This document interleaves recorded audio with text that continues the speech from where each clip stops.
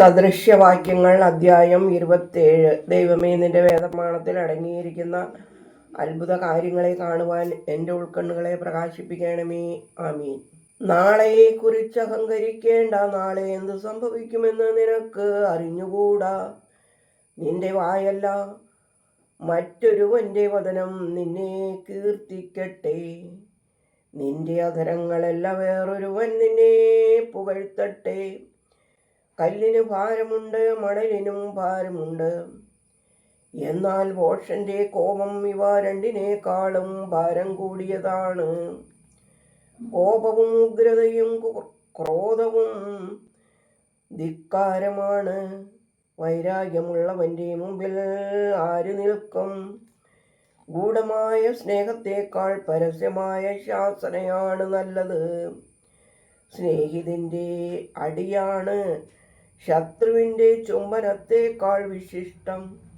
തിന്ന് തൃപ്തിയടഞ്ഞയാൾ തേൻകട്ടകളും മാറ്റിവയ്ക്കും. വിശന്നിരിക്കുന്നവനാകട്ടെ കയ്പുള്ളതും അവനോ മധുരമായി തോന്നും. കുരുവി അതിൻ്റെ കൂട് വിട്ട് അലയുന്നത് പോലെയാണ് മനുഷ്യൻ അവൻ്റെ വീട് വിട്ടലയുന്നത്. സുഗന്ധതൈലവും സുഗന്ധവസ്തുക്കളും മനസ്സിന് സന്തോഷം വരുത്തുന്നത് പോലെയാണ് തൻ്റെ നല്ല ആലോചന കൊണ്ട് കൂട്ടുകാരന് ആനന്ദം ഉളവാക്കുന്നവൻ. നിന്റെയും നിന്റെ പിതാവിൻ്റെയും സുഹൃത്തിനെ ഉപേക്ഷിക്കരുത്.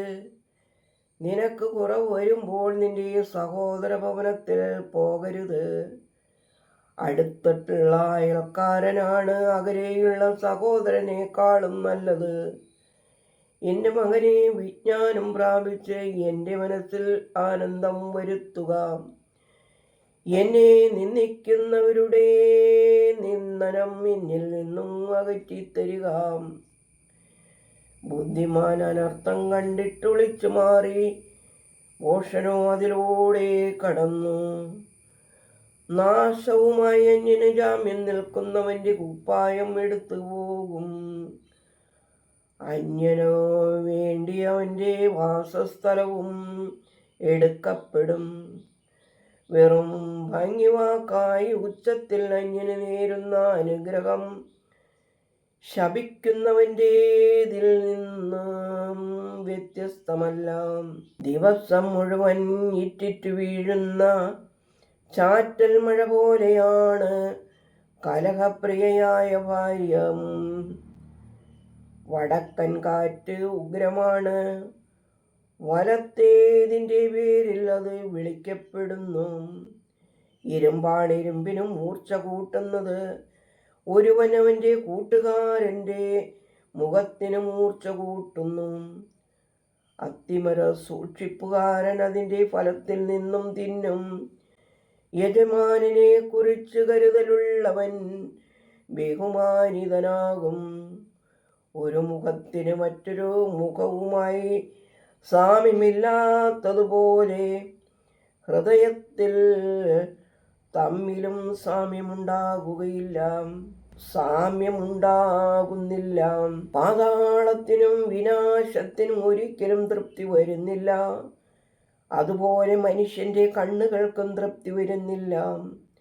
വെള്ളിയെ ശുദ്ധി ചെയ്യുന്നയാളും സ്വർണത്തെ മൂശയും പരിശോധിക്കുന്നു.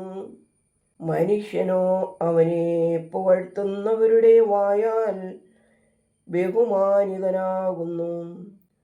അധർമ്മിയുടെ മനസ്സ് തിന്മ അന്വേഷിക്കുന്നു.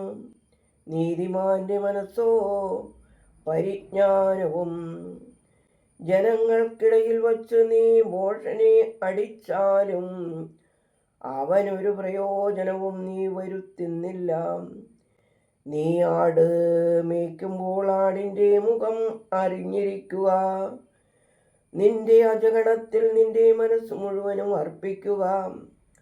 ആധിപത്യം എന്നേക്കുമോ തലമുറ തലമുറയായോ ഏൽപ്പിക്കാവുന്നതോ അല്ല. പുല്ല് മുളച്ചു വന്നു, തളിർ കാണപ്പെട്ടു, മലകളിലെ പുല്ല് ശേഖരിക്കപ്പെട്ടു. അപ്പോൾ കുഞ്ഞാടുകൾ നിന്റെ വസ്ത്രത്തിനുള്ളതും മുട്ടാടുകൾ നിനക്ക് ഭക്ഷണത്തിനും ആയിത്തീരും. ആട്ടിൻപാൽ നിനക്കും നിന്റെ വീട്ടിലുള്ളവർക്കും ഉപയോഗിക്കുവാനും ലബ്ധനാകും. ദൈവമേ, സ്തുതി നിനക്ക് യോഗ്യമാകുന്നു. പാർക്കുമോ.